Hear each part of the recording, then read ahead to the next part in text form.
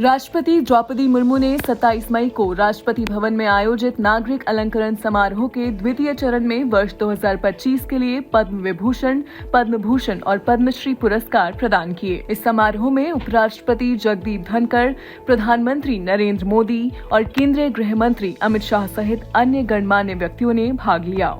प्रधानमंत्री नरेंद्र मोदी 26 और 27 मई को गुजरात की 2 दिवसीय यात्रा पर रहे। प्रधानमंत्री ने 26 मई को दाहोद और भुज का दौरा किया। इस दौरान उन्होंने कई विकास परियोजनाओं का उद्घाटन और शिलान्यास किया। उन्होंने 27 मई को गांधीनगर में पिछले 20 वर्षों के दौरान गुजरात शहरी विकास पर केंद्रित समारोह में भी भाग लिया। प्रधानमंत्री नरेंद्र मोदी 31 मई को मध्य प्रदेश की यात्रा पर रहे। उन्होंने भोपाल में लोक माता देवी अहिल्याबाई होलकर की 300वीं जन्म जयंती के अवसर पर महिला सशक्तिकरण महासम्मेलन में भाग लिया। इस दौरान प्रधानमंत्री ने भोपाल में कई विकास परियोजनाओं का उद्घाटन और शिलान्यास भी किया। उन्होंने लोक माता देवी अहिल्याबाई को समर्पित एक स्मारक डाक टिकट और 300 रुपए का एक विशेष सिक्का जारी किया, जिस पर उनका चित्र अंकित है।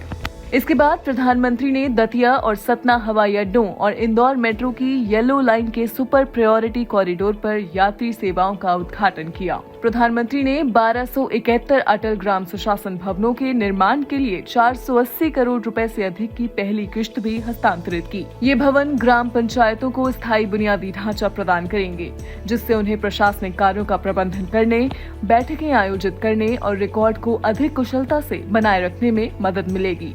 केंद्रीय मंत्रिमंडल ने विपणन सत्र 2025-26 के लिए ज्वार, बाजरा, अरहर, रागी और उड़द सहित 14 खरीफ फसलों के न्यूनतम समर्थन मूल्य में वृद्धि को मंजूरी दी। केंद्रीय मंत्रिमंडल ने वित्त वर्ष 2025-26 के लिए संशोधित ब्याज छूट योजना के अंतर्गत ब्याज छूट घटक को जारी रखने को भी मंजूरी दी। इसके अलावा केंद्रीय मंत्रिमंडल ने design, build, finance, operate, transfer mode पर आंध्र प्रदेश में राष्ट्रीय राजमार्ग 67 पर 3,650 करोड़ रुपए से अधिक की लागत से 108 किलोमीटर से अधिक लंबाई वाले 4 लेन बाडवेल नेल्लोर कॉरिडोर के निर्माण को स्वीकृति दी।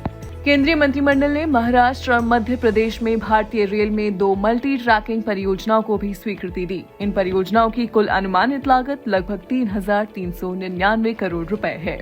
केंद्रीय शिक्षा मंत्री धर्मेंद्र प्रधान ने 26 मई को नई दिल्ली में लिवरपूल विश्वविद्यालय को आशय पत्र सौंपे जाने के समारोह की अध्यक्षता की। लिवरपूल विश्वविद्यालय भारत में अपना परिसर स्थापित करने वाला दूसरा ब्रिटिश विश्वविद्यालय बन गया है। केंद्रीय मंत्री ने कहा कि 15 विदेशी विश्वविद्यालय विज्ञान, प्रौद्योगिकी, इंजीनियरिंग और गणित में अपने परिसर खोलने के लिए भारत आएंगे। केंद्रीय इलेक्ट्रॉनिकी और सूचना प्रौद्योगिकी मंत्री अश्विनी वैष्णव ने 30 मई को नई दिल्ली में भारत की AI यात्रा को आगे बढ़ाने के उद्देश्य से इंडिया AI मिशन के अंतर्गत कई प्रमुख पहलों की घोषणा की। संबोधन में केंद्रीय मंत्री ने प्रधानमंत्री नरेंद्र मोदी के प्रौद्योगिकी के लोकतंत्रीकरण के विजन पर भी जोर दिया।